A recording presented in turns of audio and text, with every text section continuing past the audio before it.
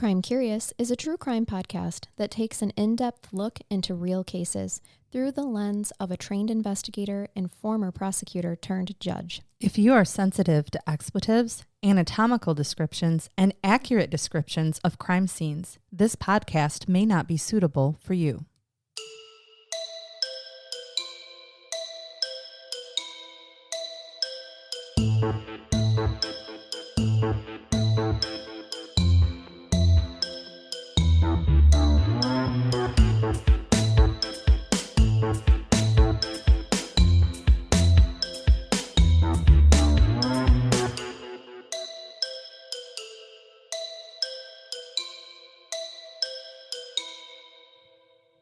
Have you or someone you love been a victim of a crime that's still unsolved? Crime Curious has teamed up with one of the top private investigation services in the Indiana and surrounding area. If you have listened to us long enough, you know that we do not seek out services or products that are meaningless to us or hold no real value. So you can trust us when we say that Corbett Investigations comes with decades of experience you won't find anyplace else. Corbett Investigations is run by a former homicide commander of one of the country's most successful homicide units, has put over 400 people in prison for homicide, handled over 1,100 death investigations, and solved 33 cold case murders. To be real with you, Mr. Corbett had a really difficult time telling us what we should highlight in this segment because he does not like to sound like he's bragging. Solving crimes has been his life's passion, and he has never done it for the accolades or recognition. He has a whole team behind his services that help him be so successful, as they specialize in things like blood stain analysis, ballistics, crime scene reconstruction, and forensic pathology, just to name a few. When you contact Corbett Investigations, you talk directly with Tim Corbett. He is hands-on with every case and can travel anywhere that's needed to get the job done.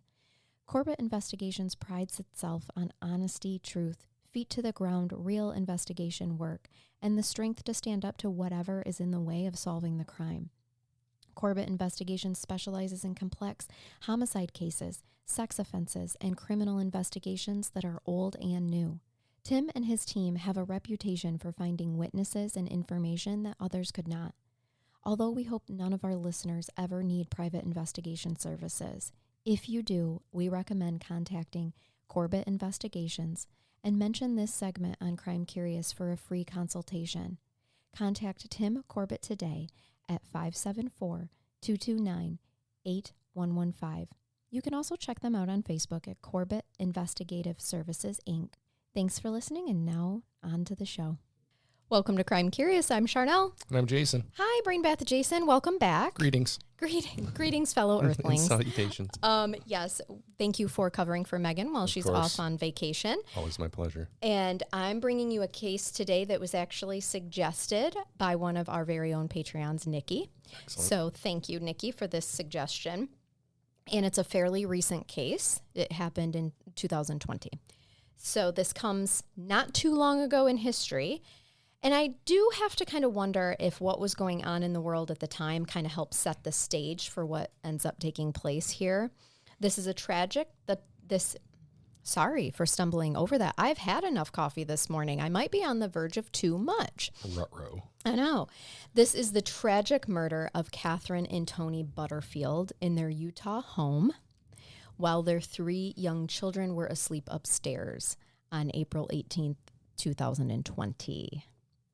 So let's first talk about who Kathrine and Tony were. Kathrine and Tony met shortly after high school, and they became really fast close friends.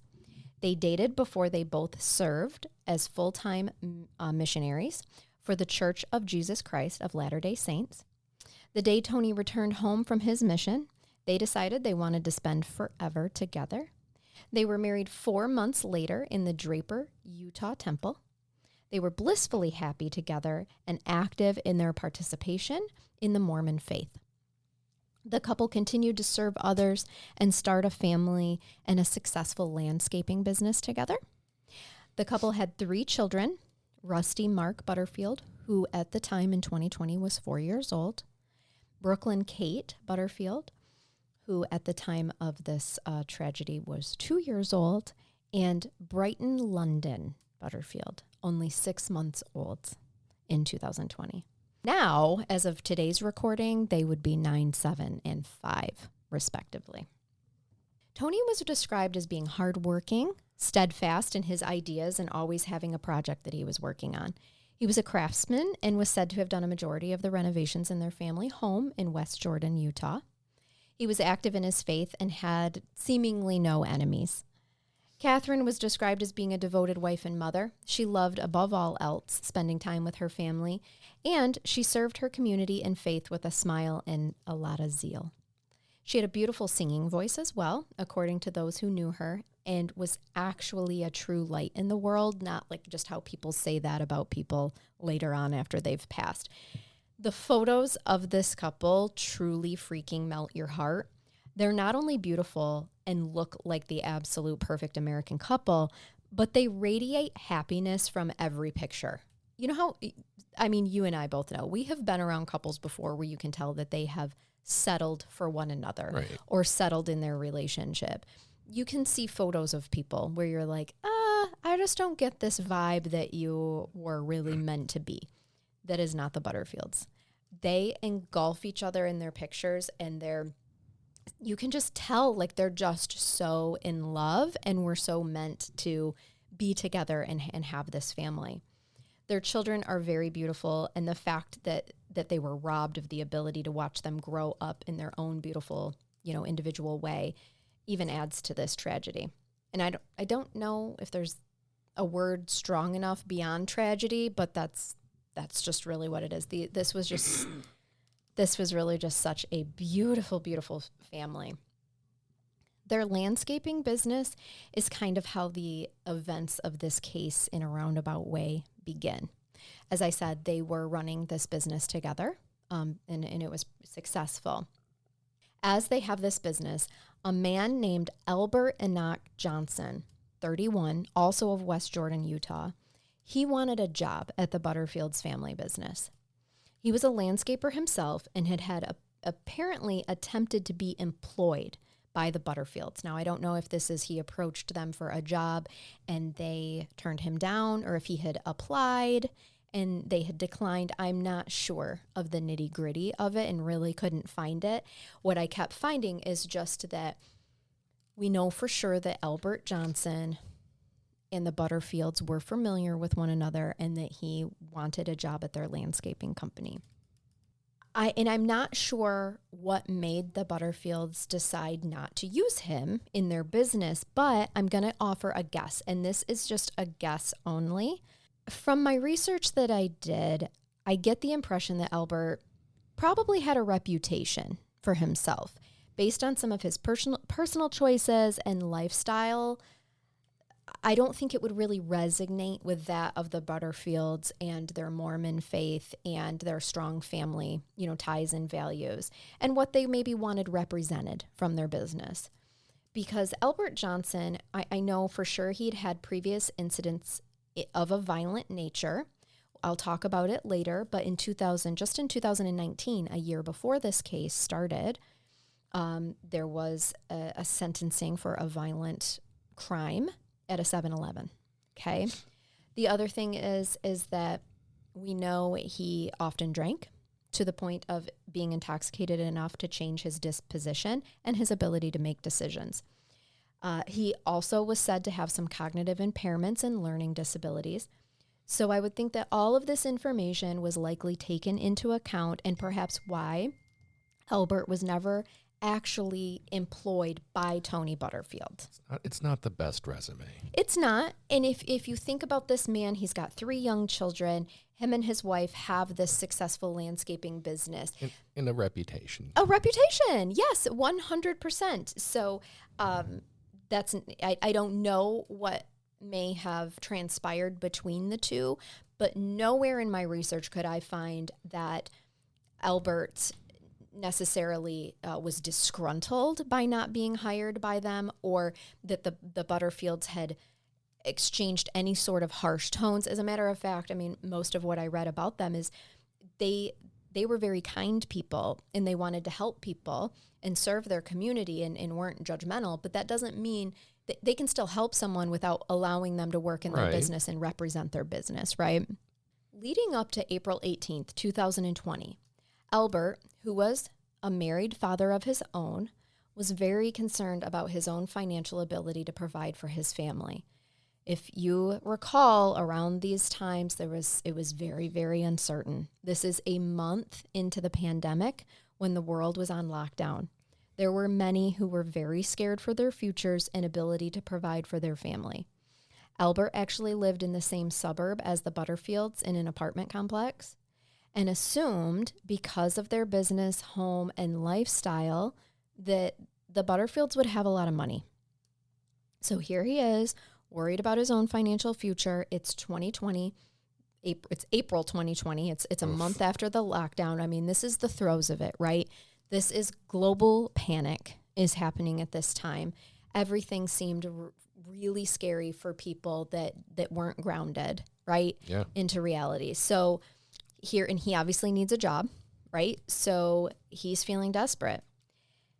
And so here he believes that the Butterfields have a lot of money, and as it happens, he would like to have a lot of money. So during the early morning hours between midnight and 1 a.m. on April 18th, 2020, Albert, who'd been drinking throughout the night, broke into the Butterfields' home under the assumption that they would have a lot of money that he could steal. He was careful at the time to wear a mask. He walked into the home, broke into the home, he went to the master bedroom, and he woke Kathrine and Tony up, demanding cash. He had a gun. The couple attempted to comply with the Butterfields, but like most of us, they didn't keep cash in their home, Jay. They freaking kept that shit in the bank so that stuff like this doesn't result in them going bankrupt. So Albert leaves with $20 and both of their cell phones. Probably not worth a armed robbery. Right? And remember, he's wearing a mask, okay? As everybody is at this time, might I point out. But this was an actual, full mask. Like a ski mask. Yes, yes. I mean, it is Utah. Right. So they're everywhere. Probably had a ski mask. Mm-hmm. This is where the story should have and could have ended. This simply could have been a close call and a police report, right? However, because this guy is a bumbling blockhead baboon, he throws the two cell phones into a neighbor's yard because he doesn't need them. He just doesn't want them calling police, okay? And he walks to where his car is parked and realizes he forgot his keys in the Butterfield's home. Why they were not on his person the whole time, I can't tell you, other than the fact that he's a bumbling blockhead baboon. As I look on the table and see your book titled Seriously Stupid Criminals, Yep. I wonder if he's in there. Can Albert be ranked number one? Because he should be. Yes. I think that book, though, probably doesn't have murderers in it. It's probably the people that get caught before they can harm anyone or do anything more dumb than what Albert's about to do. So he has to go back for his keys. He does, because what other choice does he have? That was sarcasm. He had plenty of choices. Yeah, like walk home. Yes, because this is another opportunity where this case could have ended. He could have walked home to his apartment. It was only a mile and a half away. But then his car is parked by their house. And it's a mile and a half away. It's real. By the way, how's he going to explain his car parked there? It wasn't parked in front of their house. No. He did park some distance away. It wasn't right next to their home. I mean, but right, I know where in his criminal mind. Yep, that's where he's at. That's evidence. Yep. To incriminate him. And who knows if he could have walked that mile and a half, got his dang spare keys, who knows if he even had spare keys, right? But instead, he decides, I'm going to go back to the Butterfield's home. Now, at this point in time, Tony Butterfield is standing in the doorway. He sees him reapproaching, and Tony is armed with a kitchen knife. As Albert approaches yet again to try his second hand at invading their home, in the frustration, though, of realizing he forgot his keys, bumbling blockhead baboon forgot to put his mask back on, Jay. So he's like, hey, Tony. He did. Got my keys? For real, he doesn't realize that he doesn't have his mask on until Tony addresses him by saying, Albert? Why, Albert? Why? And Albert is not answering him and just trying to enter the home. So Tony's forced to use the knife. He's not letting, his 3 babies are upstairs. He's not about to let this man back into his home to get his car keys and escape, regardless of the fact that he only took $20. So Tony stabs Albert to keep him out of the home. He's a husband protecting his wife, a father protecting his children, a man simply trying to protect everything that he loves. After stabbing Albert, Albert responds with shooting Tony directly in the head. Kathrine was standing in the home and witnessing with what I can only imagine is sheer horror as the love of her life is brutally taken from her.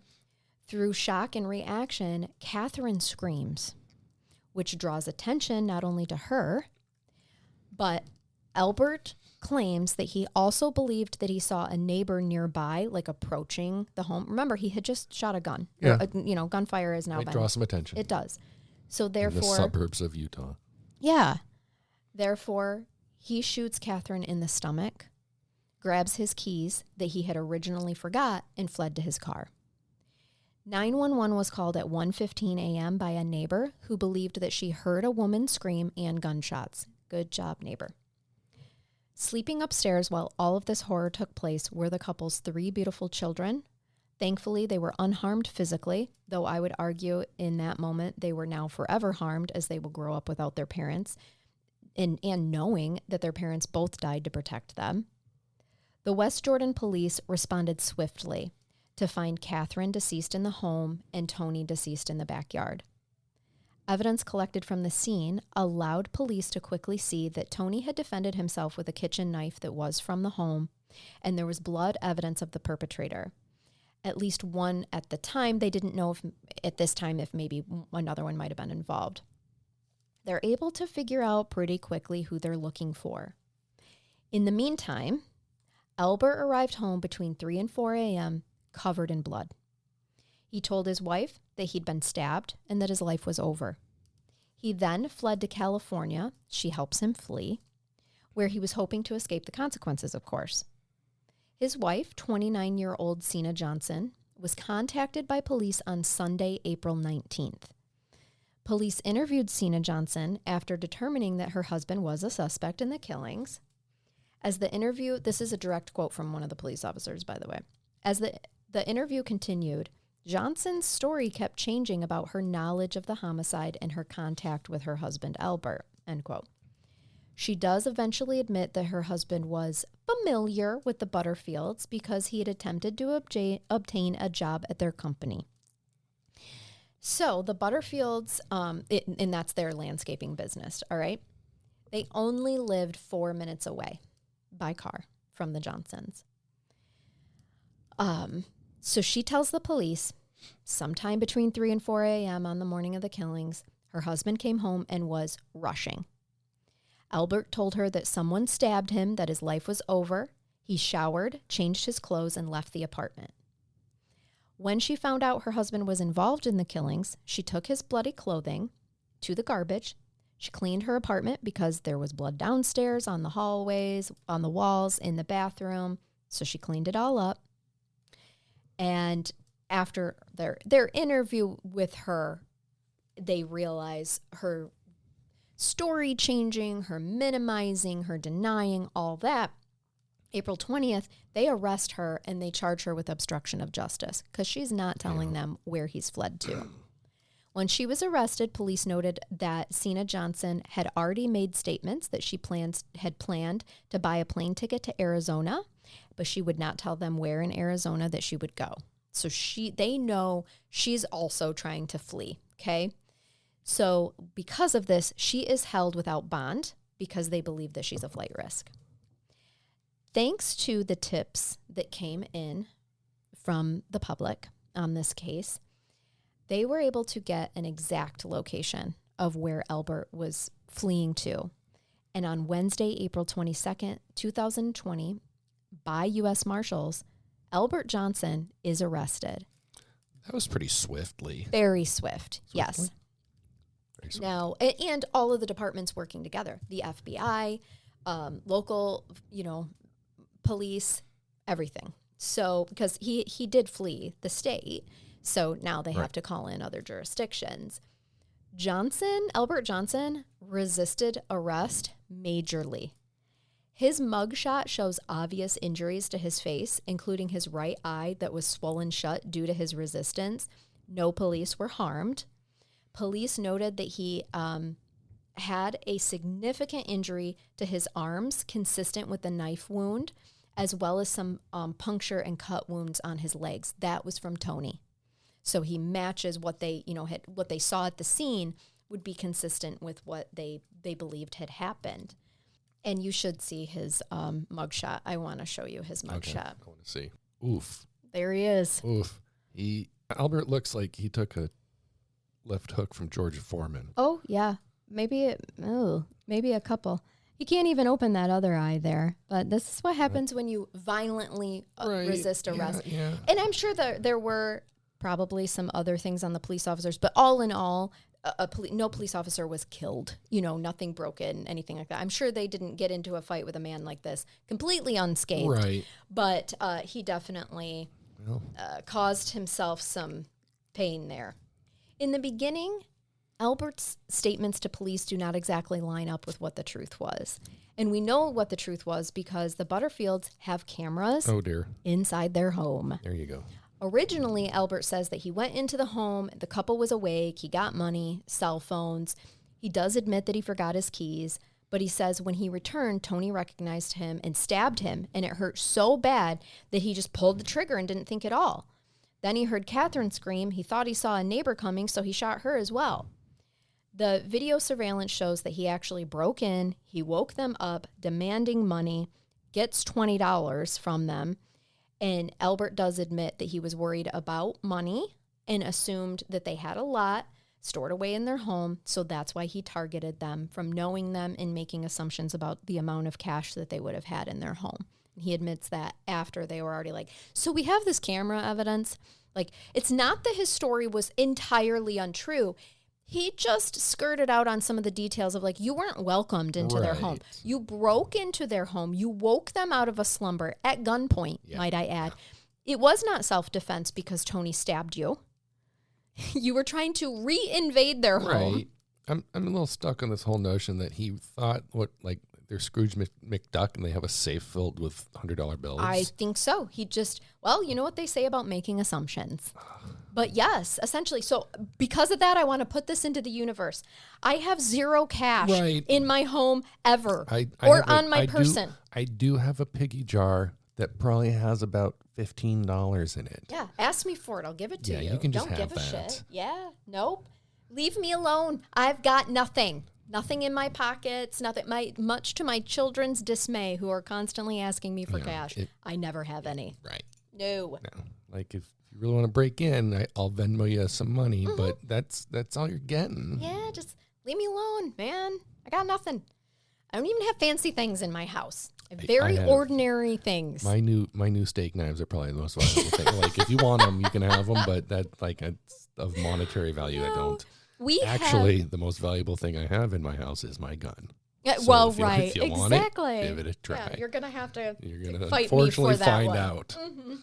F around and find out. I agree with that statement. I also have those, many of those actually, because all my children are hunters. But that's also why we don't have nice things in our house, right? Because we have 4 children, and 2 dogs. This is why you can't have nice things. It's true, exactly. Someday, maybe, but I don't know. Albert is charged with 2 counts of aggravated murder, 1 count of aggravated robbery.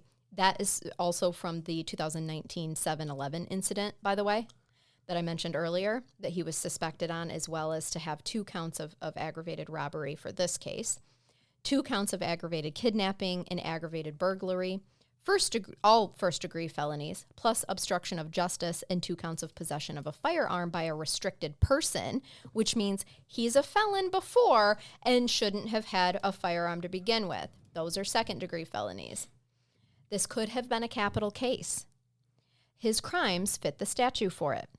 Instead, though, the prosecutors were willing to take the death penalty off the table for a confession to the 2 aggravated murder charges and the aggravated robbery from 2019. In exchange, they would drop the other 8 charges and he would go to prison for life. He goes ahead and does that.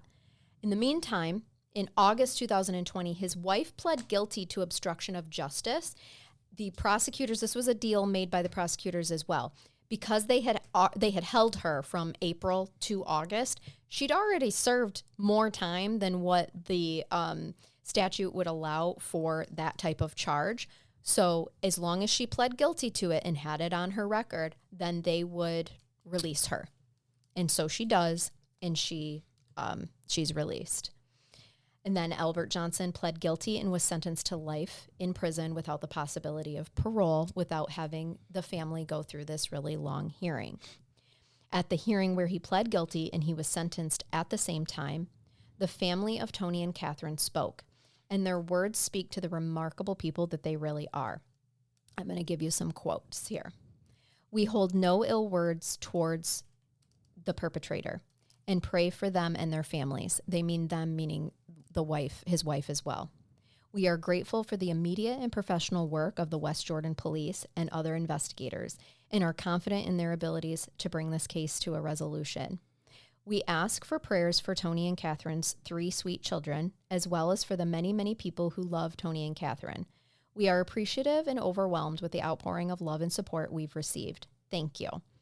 These are statements, Jay, to me that are people that are very solid in their faith, in knowing that Tony and Kathrine are okay.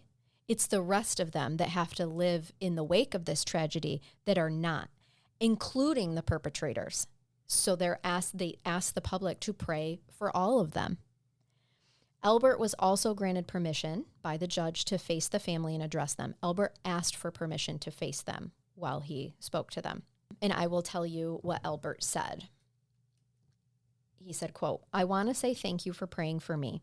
I'm doing my best to read the Book of Mormon and the scriptures and try to find closure and come to the reality of what I have to face from here on out. I'm so sorry for your sister, your brother, their kids. That's not really my character. I'm sorry, and I apologize." Albert's lawyer also addressed the court by saying that because of his client's ability to take accountability for the crime, he has saved the family more pain of a lengthy trial and media attention. He also claimed that this was out of character for his client, who had been drinking that night and still can't believe what he's done.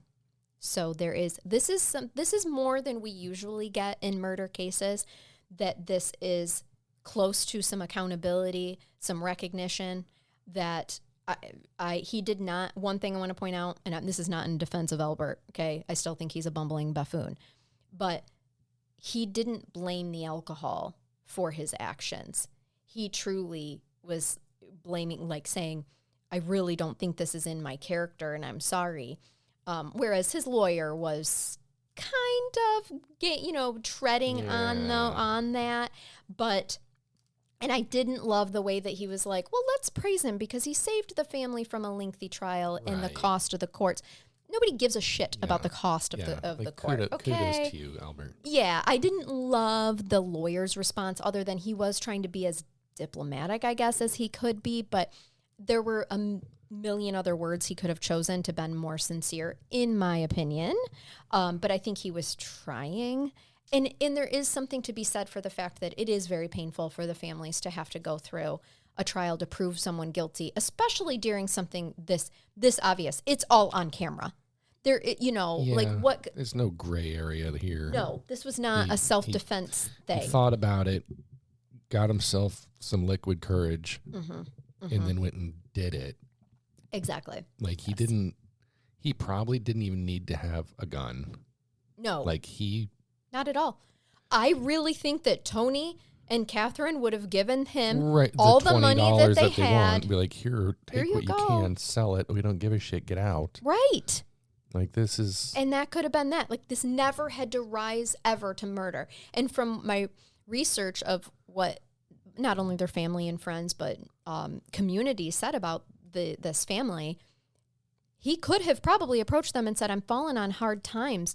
could you help me? Yeah. And they would have, or in the very least, hooked him up with the church and help the church, can help pay his bills. I mean, there were so many other choices here. Yeah. And again, not to excuse the horrible criminal behavior, but that was I can see where people lost their shit during that time. Yes. In the spring of 2020. That's what I people meant. People who are falling on hard times during that time when you couldn't get freaking toilet paper, I can see why some people went off the rails. Especially people that have cognitive challenges to begin with. Yeah. And again, Dak was not stacked in his favor. No. But yeah, That's what I meant at the beginning when I said I truly think that it's because of the times we were in. Yeah, I'm surprised we don't have more of these stories from that time of year. And maybe we do. We probably do. I'm sure if we look into it, we could write a book about the crimes that happened in the spring of 2020. I think so. Yes, out of desperation. Yeah. People who ordinarily would not commit such heinous acts or behave in that way. Maybe this isn't Albert's character other than I have to disagree with his previous criminal history. We know that he does like to be armed and threaten people for what he wants, right? Albert, I don't agree with out of character. Perhaps he hadn't attempted murder before, but he was a violent criminal. He was, yes, exactly. He wasn't supposed to have a gun to begin with from previous crimes. So I agree. I don't believe that this was out of character. Just because he hadn't rose to the level of murder before doesn't mean, the robbery, the initial intention here definitely was not out of character for him. Yeah. Now, I don't think he planned on killing anyone that day, but I agree with that. Probably why you shouldn't carry a gun around. When you're not supposed to. You're not supposed to have one. It certainly wasn't out of bounds for his character. Because that could have gone from life in prison to a 5-year stint, probably. Yes. Yeah, exactly.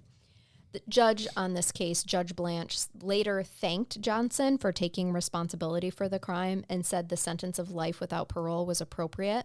He said, quote, "This is a sad day, and I'm very sorry that we all had to go through this. I wish everyone the best going forward. Nothing can be done to change what happened. The best you can do is honor the memory of the Butterfields and in a way that you live your best lives and to see it to their children that they have the types of lives that they deserve," end quote. And Megan could probably speak more to this, but in situations like this, I imagine that it's difficult as a judge to find the right appropriate words that are appropriate for both the severity, where you're not sounding like you're showing too much sympathy for the murderer, but also acknowledging that you took more accountability than most people sitting on that seat, and still honoring the family and the victims themselves. So, yeah, I thought that he did a pretty decent job at doing that. So, yeah, that is the Butterfield case from 2020. Thanks, Nikki, for the suggestion. Thanks, Nikki. It was a good story. It was a little depressing. And also, thank goodness those children stayed sound asleep in their beds and were not harmed. Because I truly don't know if Albert would have been able to stop himself. He reacted and shot Kathrine just because she screamed from the horror that she saw. So if one of those babies had woke up and came downstairs, so I'm just thankful that this case wasn't worse, because it definitely could have been. And with all of that said, we definitely wish all of their children nothing but love and light going forward. And who needs a brain bath? Raise your hands. Yeah, that'll do. Yes, that'll do, pig. Yeah. That'll do. Yeah, you're so right. Jason just squeaked one of our crocheted peni. The fact that they have squeakies in them is still the fact amazing that the to me. squeakies are in the testicles is even funnier. It is. We have some great people that follow this podcast. That's for you. That's for you, Nikki. Is that a transition? Yeah, that's the sad part's over. Time for some laughs. Right. This is we have the penis transition over to, how about, and this is, I'm just indefinitely going to be reading. I know that's your favorite thing now. It is Seriously Stupid Criminals book. I love it. I'm surprised that book's not thicker. Oh, I know. She probably just had to end her, what's her name? Canova Cantrell. She had to. Her editor was like, all right, Enough. That's enough. We can sell this. For all we know, this is just like one zip code Right. of dumb criminals. Right. That's just from Jersey. I picked this one just for you. Actually, I'm lying. The universe picked this one just for you because you saw me blatantly open the middle of the book. And so the universe divinely guided me to this one.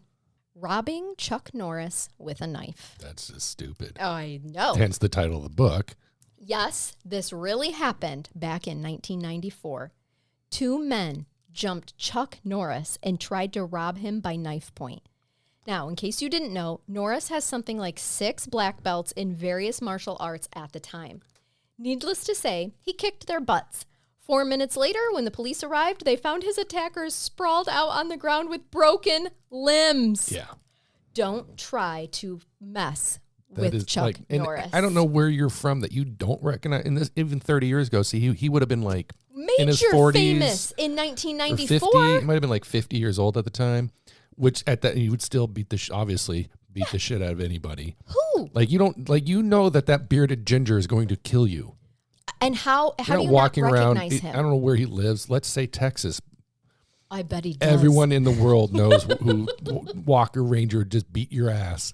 And now you're sitting there with a broken arm going to jail. Multiple broken limbs. Because they're like, hey, old man, give us your wallet. And he turns around and then like sized him up. Side kicks him in the jaw. And you're like, oh, God, now we're dead. You know, Chuck was like, I've been waiting for this my whole life. Right. It's finally happening to me organically in the wild. I can prove I'm not just an accomplished actor. Right. He's like, oh, you didn't know? Yeah.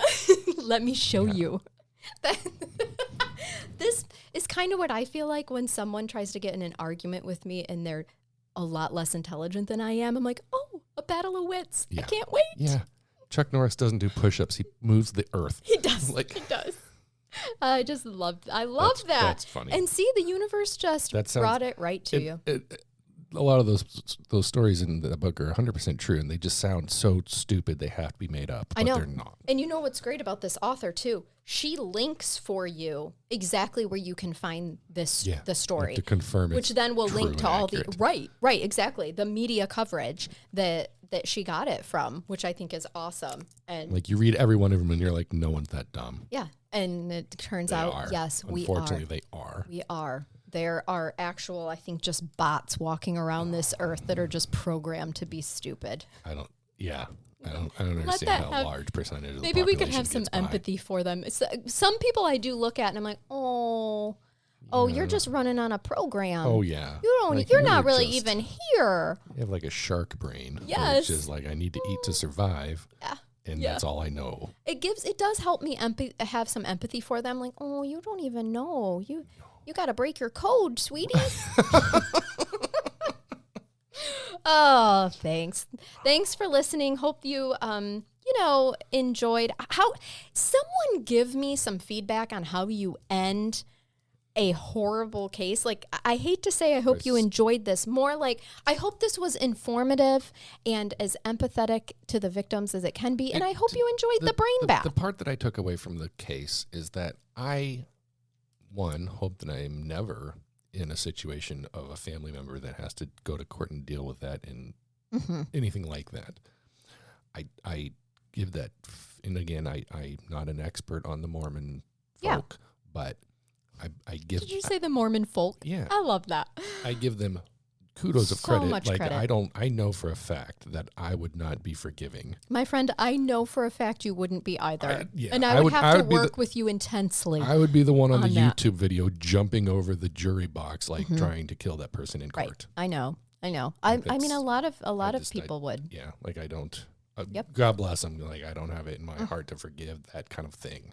Yep. I do. I hope I agree. never have to find out. Right. But I do agree. I was astounded at their statements. They never went to the public. Now, there were some family members that they weren't harsh with their words, but they did echo of, I'm working on forgiveness, but I'm not there yet.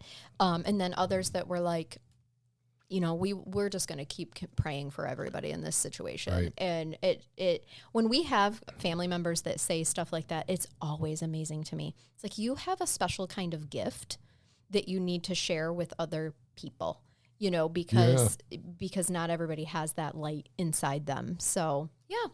All right. Well, until next time, everybody, we hope that you keep it curious. And keep listening. Bye-bye.